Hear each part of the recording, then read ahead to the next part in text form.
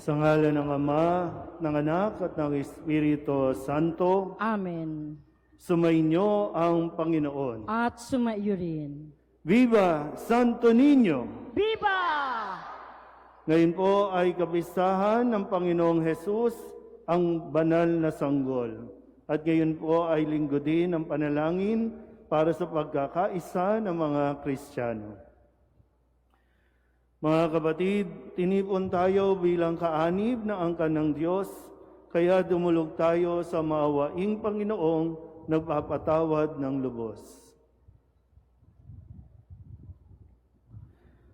Sinugong tagapagpagaling sa mga nagsisisi, Panginoon, kaawaan mo kami. Panginoon, kaawaan mo kami. Dumating na tagapag-anyayang mga makasalanay magsisi, Kristo, kaawaan mo kami. Kristo, kaawaan mo kami. Nakaluklok ka sa kanan ng Diyos Ama para ipamagitan kami. Panginoon, kaawaan mo kami. Panginoon, kaawaan mo kami. Kaawaan tayo na makapangyarihang Diyos, patawarin tayo sa ating mga kasalanan at patnubayan tayo sa buhay na walang hanggan. Amen.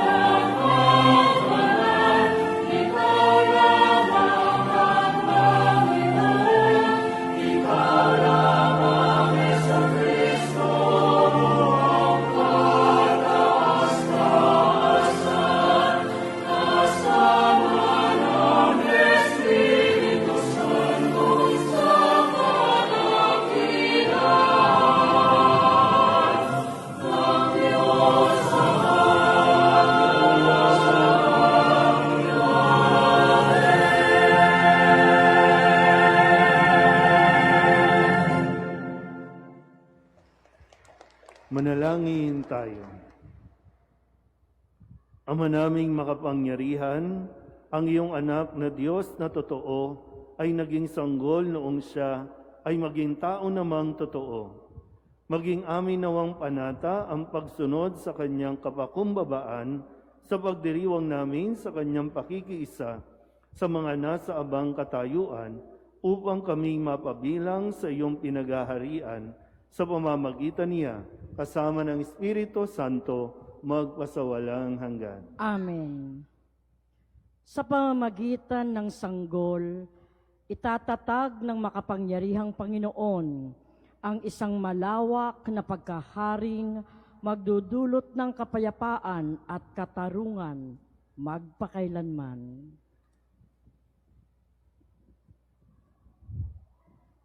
Pagbasa mula sa aklat ni Propeta Isayas.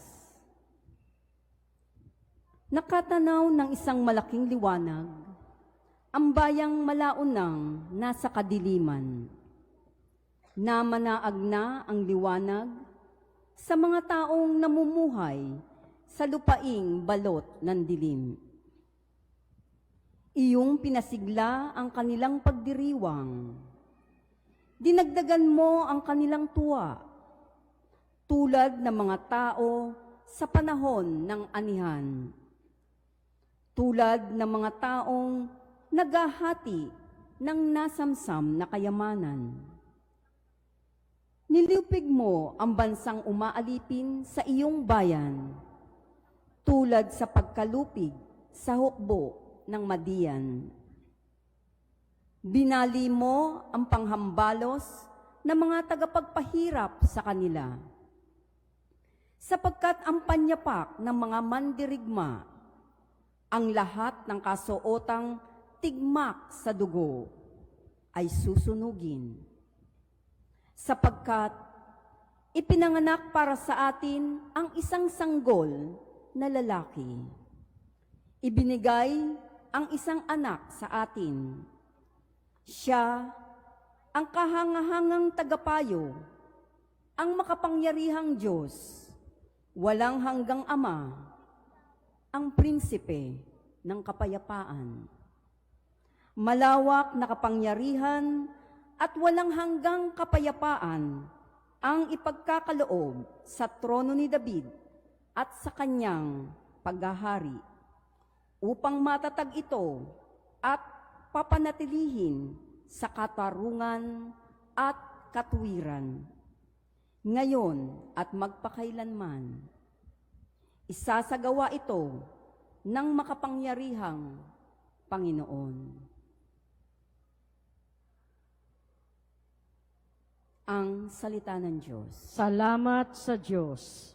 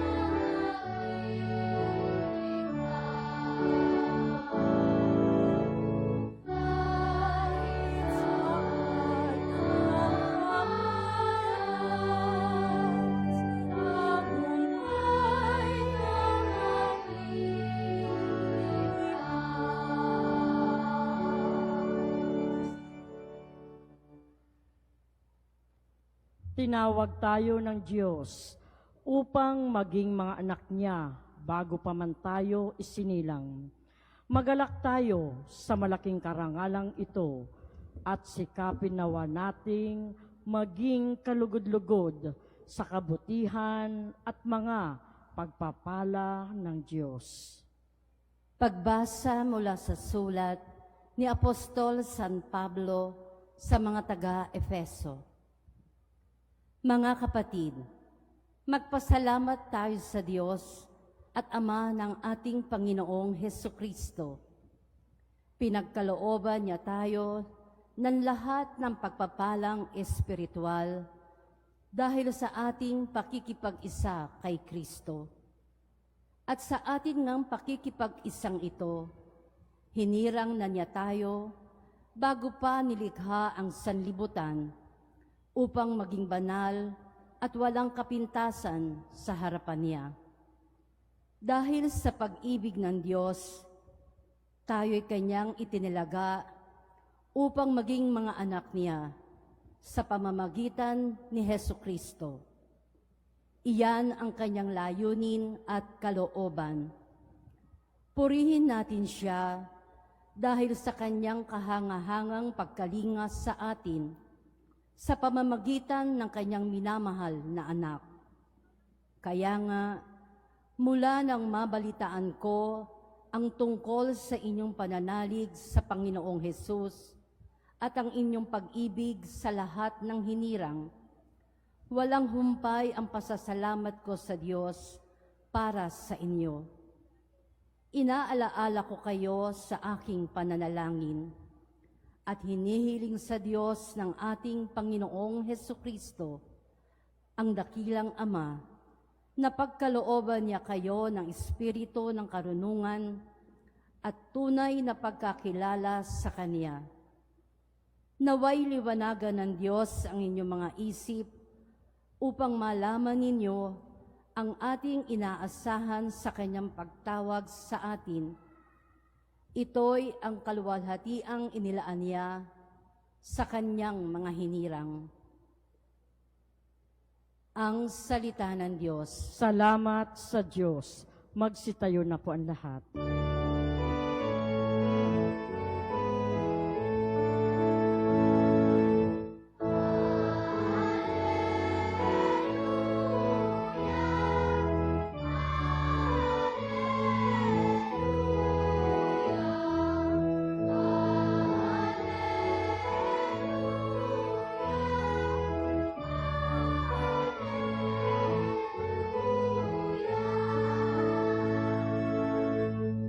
Naging tao ang salita upang tanang maniwala ay kanyang gawing dakila.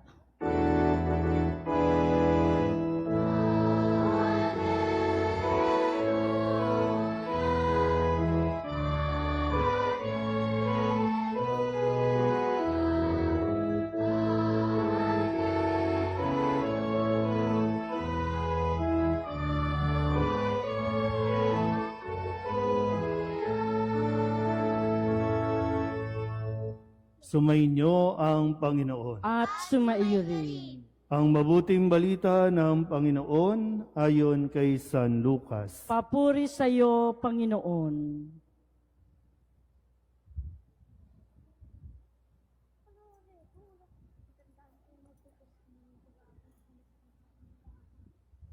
Taon-taon, tuwing pista ng Paskwa, ang mga magulang ni Jesus ay pumupunta sa Jerusalem. At nang 12 taon na siya, pumaroon sila gaya ng dati nilang ginagawa. Pagkatapos ng pista, sila'y umuwi na. Nagpaiwan si Jesus sa Jerusalem, ngunit hindi ito napansin ng kanyang mga magulang. Sa pag-aakala ng isa na si Jesus ay kasama ng isa, nagpatuloy sila sa maghapong paglalakbay. Nang malaman nilang hindi siya kasama, siya'y hinanap nila sa kanilang mga kamag-anak at kakilala. Hindi nila siya matagpuan kaya't bumalik sila sa Jerusalem upang doon hanapin. At nang ikatlong araw, natagpuan nila si Jesus sa loob ng templo, nakaupong kasama ng mga guro. Nakikinig siya sa kanila at nagtatanong. At ang lahat ng nakarinig sa kanya ay namangha sa kanyang katalinuhan. Nagtaka rin ang kanyang mga magulang nang siya'y makita. Sinabi ng kanyang ina, "Anak, bakit naman ganyan ang ginawa mo sa amin? Balisang-balisa na kami ng iyong ama sa paghahanap sa iyo." Sumagot siya, "Bakit po ninyo ako hinahanap? Hindi ba ninyo alam na ako'y dapat na nasa bahay ng aking ama?" Ngunit hindi nila naunawaan ang pananalitang ito. Siya'y umuwing kasama nila sa Nazaret at naging masunuring anak. Ang lahat ng bagay na ito ay iningatan ng kanyang ina sa kanyang puso. Patuloy na lumaki si Jesus. Umunlad ang kanyang karunungan at lalong kinalugdan ng Diyos at ng mga tao.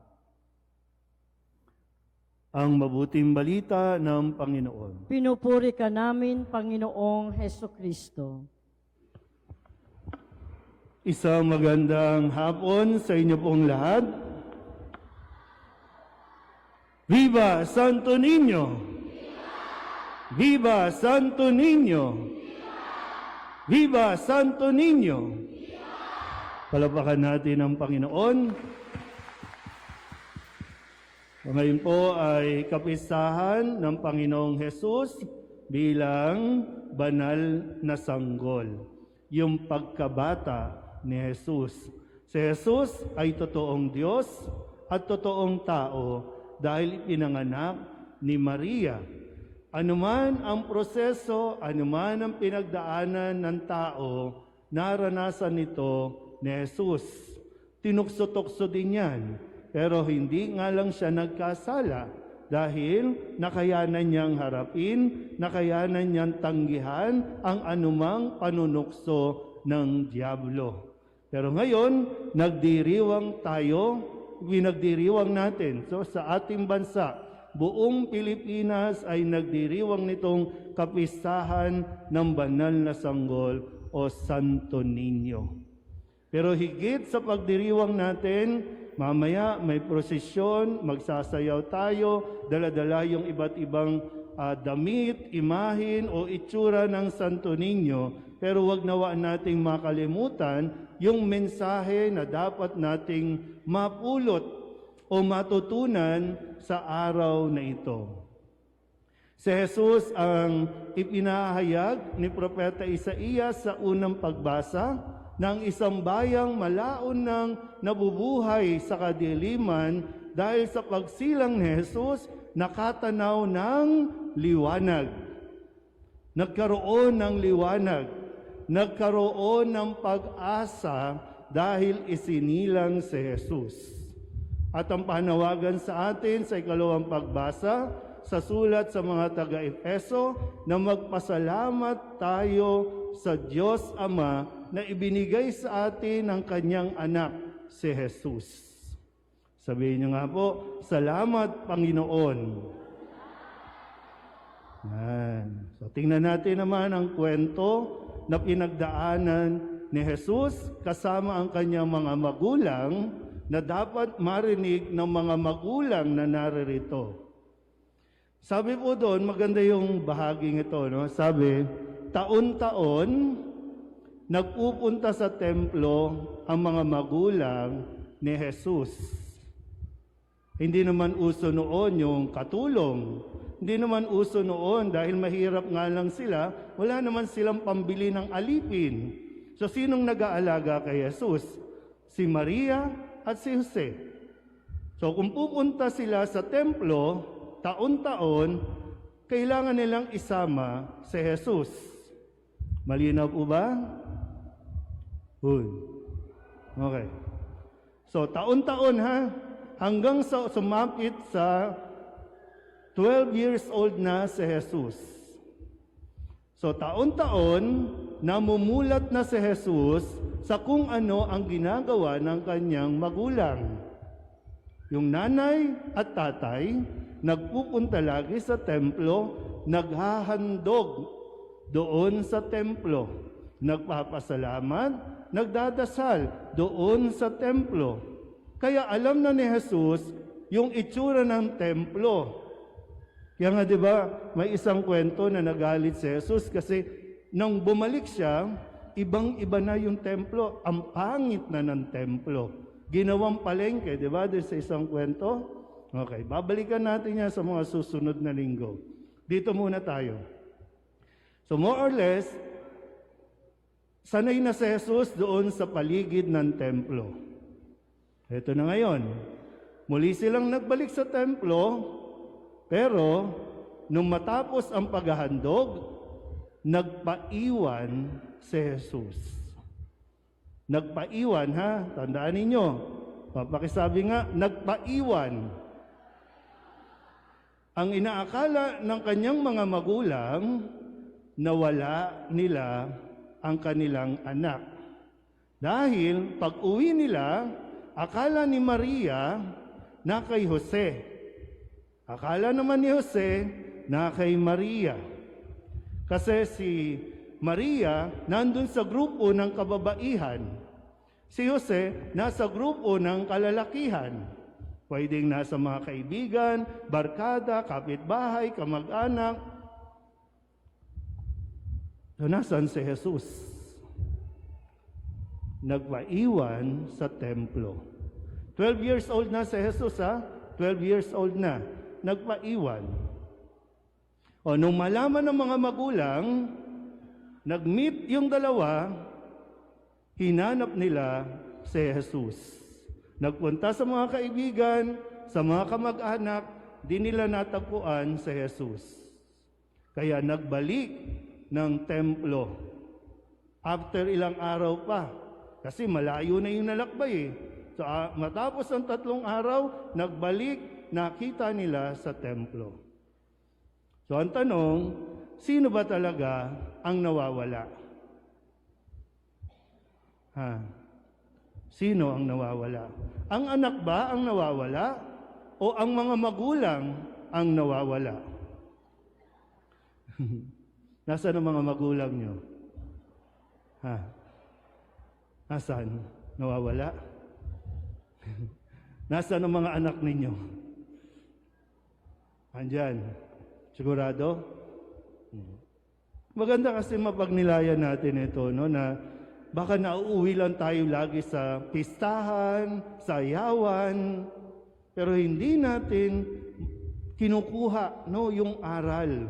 Gaya nga ng nasabi ko, baka ang mga magulang nawawala. Ang mga magulang, ang babae, busy sa kanyang karir. Ngayon, marami mga babae, mga nanay, busy sa pangangampanya. Ang lalaki, busy din sa kanyang sariling buhay. If inapaubaya ng bawat isa, ikaw ang bahala, anak mo yan. Sasagot naman yung isa, anak mo yan. Sinong nagpoprotekta sa bata? So, tapos magtataka tayo, ang mga bata na sinasabi nating nawawala o nagwawala, sa totoo lang, ang mga magulang ang nawawala at nagwawala magpasa hanggang ngayon. Hindi pa ba pumapasok sa inyong isipan, hindi ka na binata, hindi ka na dalaga. May asawa ka na, may anak ka na. At ang nangyayaring kalungkutan, kapag may nangyayari sa bata, ang nanay at ang tatay, imbis na mag-meet, lalong nag-aaway at nagsisisihan. Sisi dito, ikaw wala kang oras. Sisi sa kanya, ikaw masyado ka rin busy. Imbis na magtagpo, lalong naghihiwalay. Imbis na magtagpo at mag-usap, pag-usapan anong kailangan natin gawin, anong kailangan natin solusyon. Papasok ngayon ng gobyerno, divorce ang solusyon dyan.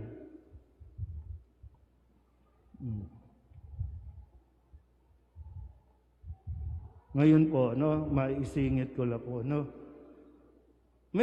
Merong sinusulong ulit na bill. Para aware po tayo, no, baka hindi natin alam eh. Ang tawag sa bill, Anti-Teen Pregnancy Bill. Maganda yung title, no? Anti-pregnancy, para hindi magbuntis ang mga teenager pa lang. Kasi dati, ang solusyon nila sa mga lumalaking populasyon, mamigay tayo ng kondom. Dapat free kondom. Yun ang sagot, di ba, no? Kasi wala nga kasi magulang. So ngayon, lumulobo ang teenager pregnancy. Yung mga nabubuntis na teenager pa lang. Okay pa ba tayo? Yan. Kasi mamaya, sasayaw-sayaw kayo ng Santo Niño, ganyan kayo. Ayaw nyo naman gampanan ng mga responsibilidad. Ito na. Bahagi ng bill na ito ay magkakaroon ng sexuality education. Kasi turuan mo yung mga bata, ang sabi nila. Ito na ngayon. Ang bata, pagdating ng 4 years old, turuan na daw sila ng childhood masturbation. 4 years old. Pagdating ng 6 years old, tuturuan sila ng concept of body pleasures sa pamamagitan ng 5 senses. Pagdating ng 9 years old, mayroon na silang sexual rights. 9 years old. Mga batas ito na gustong isulong, nasa huling pagdinig na. Kung walang magpaparating na dapat kayong mga magulang, tayong mga matatanda, ito ba talaga ang solusyon para maging maayos ang kinabukasan ng mga bata? Kala nyo, wala kayong kinalaman dito? Kayo kaya ang bumoto sa mga mambabatas na ito? Hindi kasi tayo nag-iisip, di ba? Basta mabigyan lang tayo ng pera, siya na. Sila yung gagawa ng batas. Andito si Sir David Chua, no? Gustong maglingkod. Tatakbo pong konsehal, no? Dito sa distrito. Sir, kailangan namin ng mga magpoprotekta sa pamilya. Kung sakali, piliin ka ng mga tao, tuparin ang pangarap mong maglingkod. Ang kailangan namin, yung mga tutulong para protektahan ang pamilya. Hindi isang gobyerno o isang politiko na wala talagang pakialam sa pamilya. Ang mga bata, ang dapat dyan, sa 4 years old, tinuturuan niya ng mga values. Tinuturuan niya paano gumalang, gumamit ng po at opo. Tinuturuan niya paano magdasal. Tinuturuan niya, dinadala yan sa simbahan. Sa murang edad, yun yung basic na dapat, yung emotion, yung affection. Tuturuan mo agad ng sex. Kahit nga hindi mo naturuan anong ginagawa ng mga magulang? Tatamad-tamad ng mga magulang, imbis na nakikipaglaro, imbis na magkabayu-kabayuan kayo ng anak mo, magsisusisuhan kayo ng anak mo, anong ibibigay? Gadget. O diyan ka lang, huwag mo kong istorbohin, bahala ka dyan. Pero pag pista ng Santo Niño, sasayaw-sayaw yan.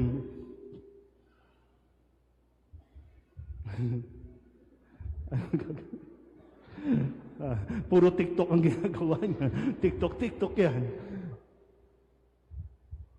Ang bata, 4 years old, kailangan niya yakap ng magulang, lambing ng magulang, oras ng magulang. Sabihin niyo nga ulit sa katabi ninyo, magbalik ka na. Baka kasi nawawala di ba? Nawawala. Nandun pa sa barkada. Nandun pa sa kanyang mga karir.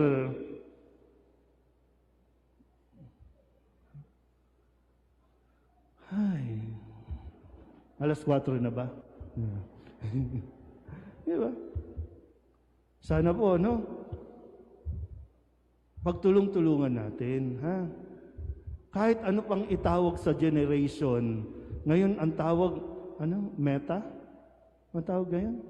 Di ba, generation, new millennial, ang tawag ngayon? Beta? Tama? Puro, kung ano-anong label na ginagawa natin sa mga beta.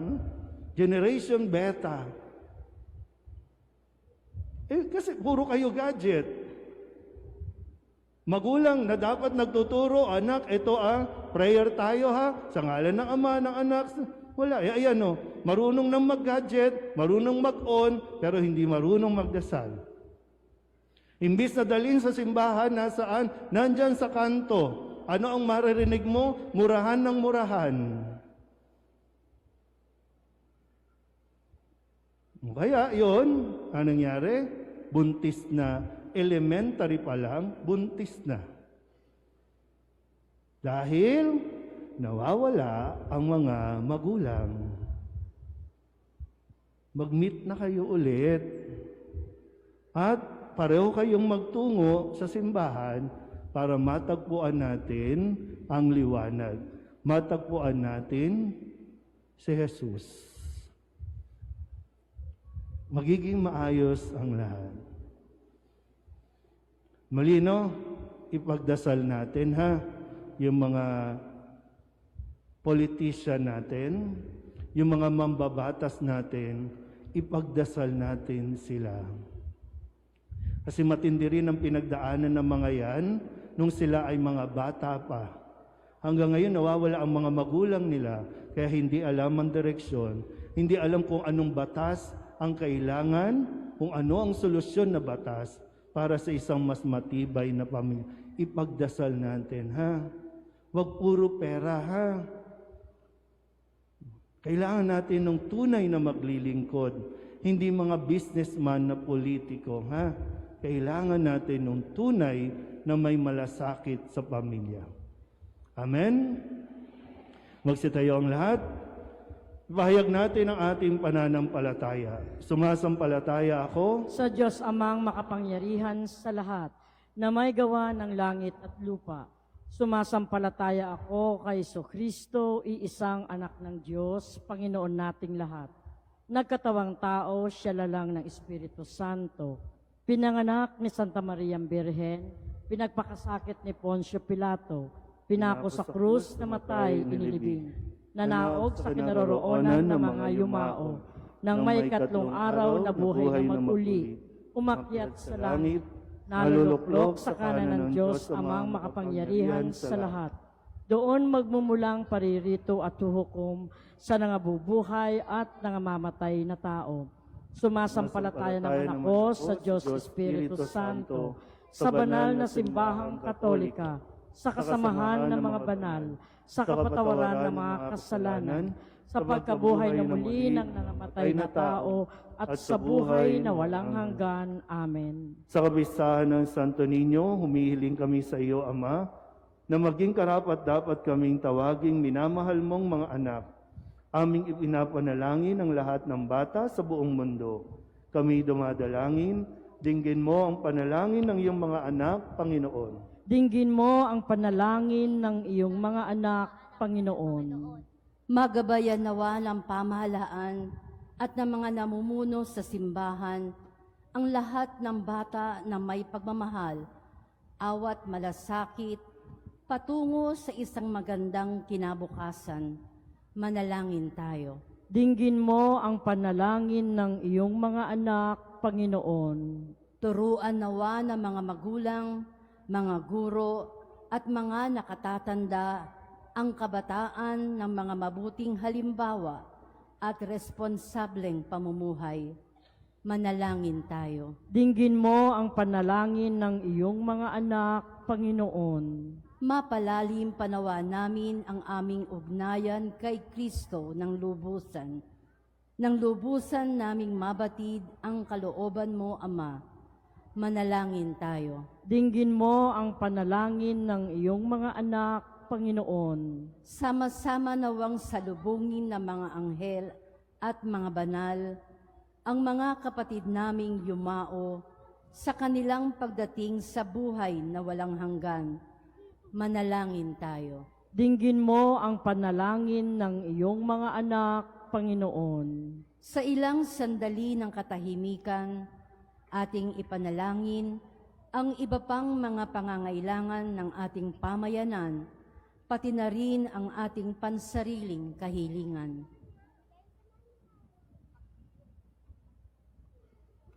Manalangin tayo. Dinggin mo ang panalangin ng iyong mga anak, Panginoon. Ang lahat ng ito hiniling namin sa ngalan ni Kristo ang aming Panginoon. Amen.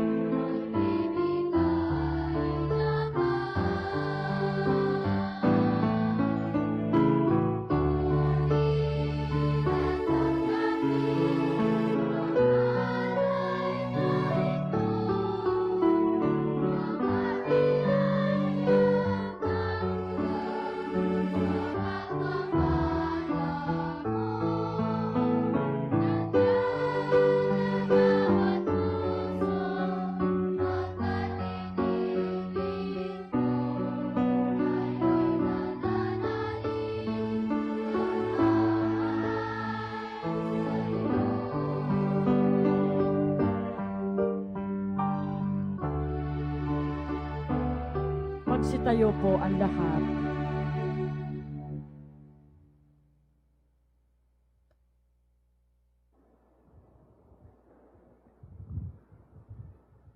Manalangin kayo mga kapatid upang paghahain natin ay kalugdan ng Diyos amang makapangyarihan. Tanggapin nawa ng Panginoon itong pagkahain sa iyong mga kamay, sa kapurihan niya at karangalan sa ating kapakinabangan at sa buong sambayanan niyang banal. Ama naming lumikha, sa pagdiriwang namin sa kapistahan ng banal na sanggol, paunlakan mo ang aming pagdulog upang ganapin ang kanyang paghahain at ang kinamtan niyang kapatawaran ay pakinabangan namin sa pamamagitan niya kasama ng Espiritu Santo magpasawalang hanggan. Amen. Sumainyo ang Panginoon. At sumaiyo rin. Itaas sa Diyos ang inyong puso at diwa. Itinaas na namin sa Panginoon. Pasalamatan natin ang Panginoong ating Diyos. Marapat na siya ay pasalamatan. Ama naming makapangyarihan, tunay ngang marapat na ikaw ay aming pasalamatan sa pamamagitan ni Jesucristo na aming Panginoon. Dating lingid sa aming naging hayag na kapiling, dating kapiling mo ngayon naging kapwa namin. Sa amin ay nakikisama siyang mabuti upang sa piling mo ay maitampok niya kami. Ang sangkatauhang nawalay sa iyo noon ay kanyang ipinipisang muli sa iyo ngayon upang ang napinsala noong sanlibutan ay magkaroon ngayon ng bagong kaayusan. Kaya kaysa ng mga anghel na nagsisiawit ng papuri sa iyo, nang walang humpay sa kalangitan, kami nagbubunyi sa iyong kadakilaan.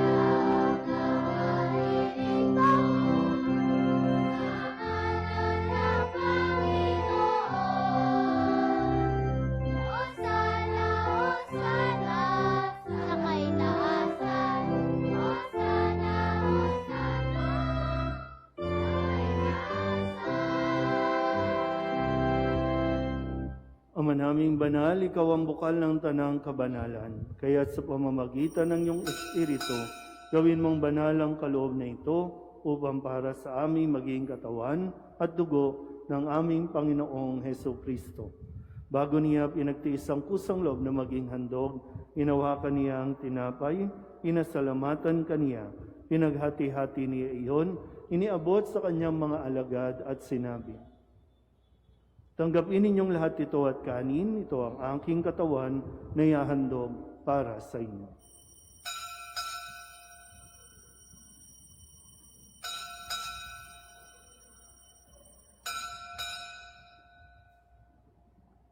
Gayun din naman, nung matapos ang hapunan, hinawakan niya ang kalis, muli kaniyang pinasalamatan. Iniabot niya ang kalis sa kanyang mga alagad at sinabi, tanggapin ninyong lahat ito at inumin. Ito ang kalis ng aking dugo, ng bago at walang hanggan tipan, ang aking dugo na ibubuhos para sa inyo at para sa lahat, sa kapagpapatawad ng mga kasalanan. Gawin ninyo ito sa pag-alaala sa akin.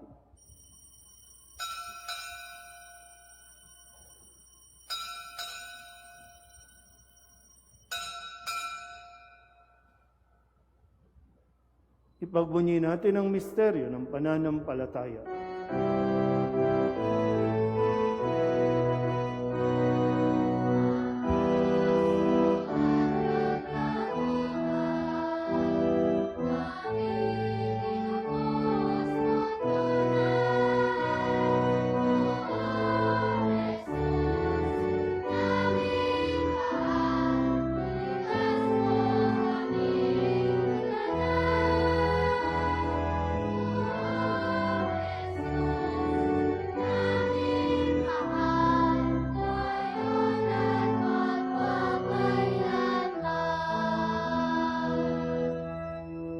Ama, ginagawa namin ngayon ang pag-alaala sa pagkamatay at muling pagkabuhay ng iyong anak. Kaya tiniaalay namin sa iyo ang tinapay na nagbibigay buhay at ang kalis na nagkakaloob ng kaligtasan. Kami nagpapasalamat dahil kami iyong minarapat na tumayo sa harap mo para maglingkod sa iyo. Isinasama namin kami magsasalo-salo sa katawan at dugo ni Kristo ay mabuklod sa pagkakaisa sa pamamagitan ng Espiritu Santo. Amalingapin mo ang iyong simbahang laganap sa buong daigdig. Puspusin mo kami sa pag-ibig kay San Francisco na aming Papa at ni Jose na aming Obispo at ng Tanang Kaparian. Alalahanin mo rin ang mga kapatid naming nahimlay na may pag-asang sila'y muling mabubuhay, gayon din ang lahat ng mga pumanaw. Kawaan mo sila at patuloyin sa iyong kaliwanagan. Kawaan mo at pagindapating kaming lahat na makasalo sa iyong buhay na walang wakas. Kaysa ng mahal na Birheng Maria na Ina ng Diyos, ng kabiyak ng puso niyang sa San Jose. Kaysa ng mga apostol at ng lahat ng mga banal na namuhay dito sa daigdig na kalugod-lugod sa iyo, may pagdiwang nawa namin ang papupuri sa ikararangal mo sa pamamagitan ng iyong anak na aming Panginoong Hesu Kristo.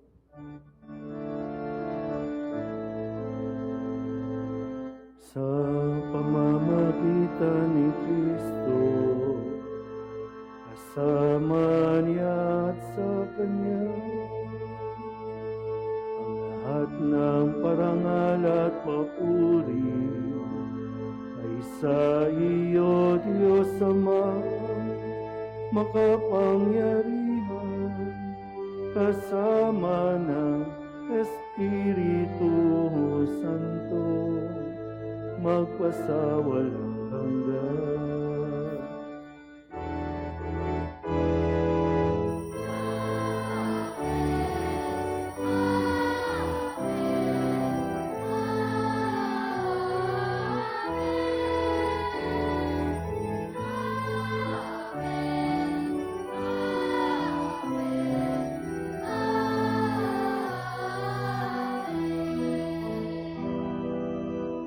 Sa tagubilin ng mga nakagagaling na utos at turo ni Jesus sa Panginoon natin at Diyos, ipahayag natin ng lakas loob.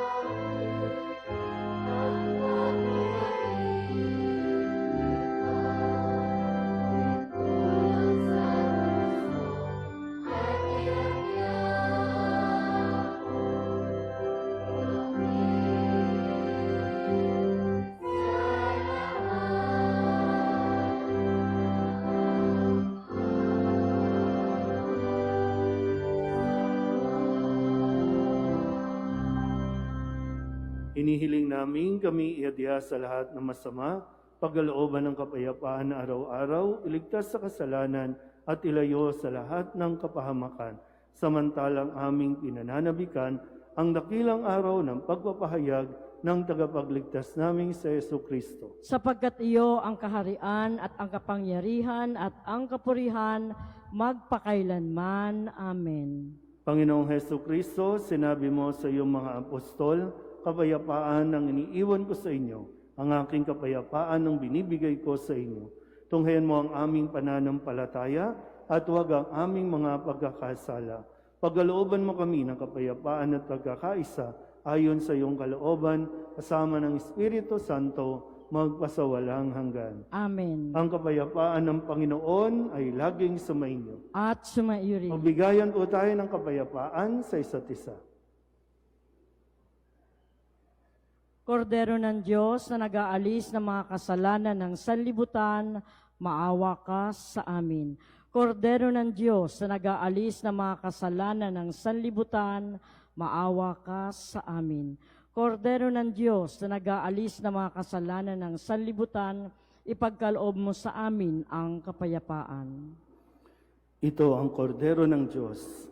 Ito ang nag-aalis ng kasalanan ng sanlibutan. Mapalad ang mga inanyayahan sa kanyang piging. Panginoon, hindi ako karapat-dapat na magpatuloy sa iyo, ngunit sa isang salita mo lamang ay gagaling na ako.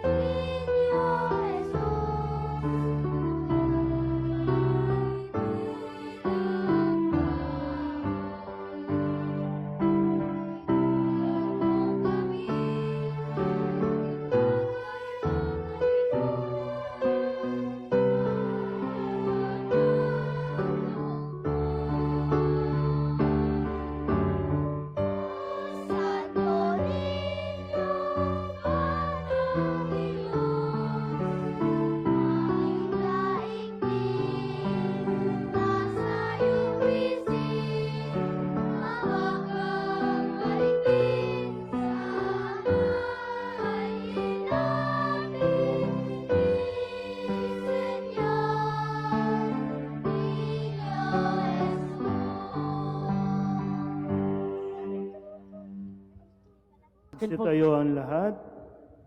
Manalangin tayo. Ama naming mapagmahal, kaming pinapakinabang mo sa iyong piging na banal, sa kabisahan ng iyong anak na isinilang na mahal na birhen, ay makapamuhay nawa bilang iyong kasambahay, na umuunlad sa karunungan at sa pagiging kalugod-lugod sa iyo, at sa kapwa-tao sa pamamagitan ni Jesucristo, kasama ng Espiritu Santo, magpasawalang hanggan. Amen. Maupo muna ang lahat. Lahat ng mga bata, inaanyayahan ko po na pumunta sa harapan para sa espesyal na pagbabasbas. Mga bata, lapit po kayo sa harapan. 12 years old pababa.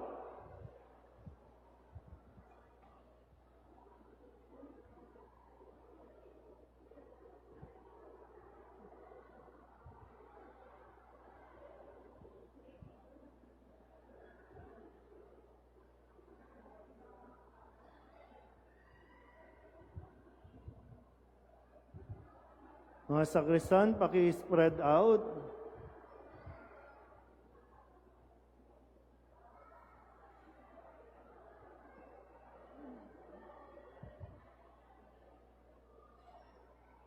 Panalangin ng pagbabasbas para sa mga bata. Panginoon naming Diyos, mula sa pananalita ng mga bata ay lumikha ka ng awiting papuri. Kaawaan mo ang mga batang ito, ang mga ipinagkatiwala sa mapagmahal mong pagkalinga sa simbahan. Ang anak mong isinilang na mahal na birhen ay malugod na tumanggap ng mga batang maliliit. Niyakap niya ang mga ito, binasbasan, kinalong at ginawang huwaran para sa lahat. Dumudulog kami sa iyo, Ama, na pagkalooban mo sila ng biyaya upang lumago sila sa Kristiyanong pamumuhay at sa kapangyarihan ng Espiritu Santo. Maging saksi dito sa lupa sa pamamagitan ng pagpapalaganap at pagtatanggol ng kanilang pananampalataya. Inihiling namin ito sa pamamagitan ni Kristo, aming Panginoon. Amen. Sister Angie, yung magpapasalamat. Akin pong tinatawagan, Sister Angie Manlutak, para sa ilang pananalita ng pasasalamat.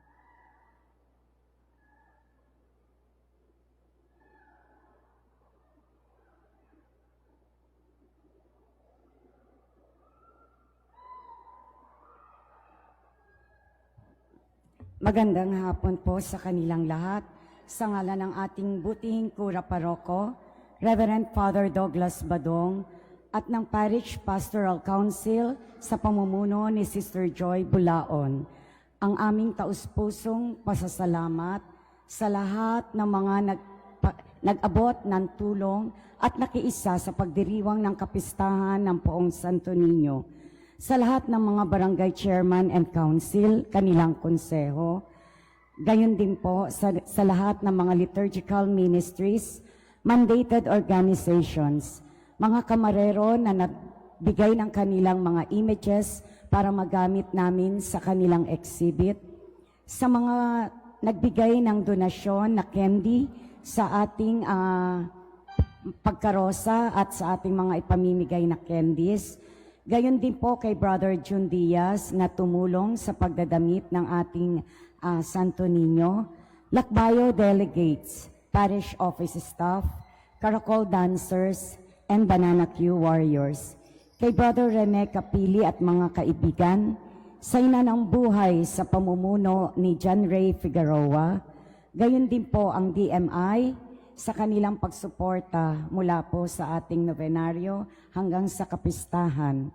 Gayon din po pasasalamat kay Congressman Roland Valeriano at kanyang may bahay na si Sister Nerissa, Felisa Santos and Hosana Silva, Kim Santiago, President Ray Sia, Eden Joseph and children, mga kapulisan ng substation at ng Presinto 1, kay Father Alfonso Valesa, Father Savior, at sa ating Kura Paroko, Reverend Father Douglas Badong. Maraming salamat po. Viva Señor Santo Niño! Viva!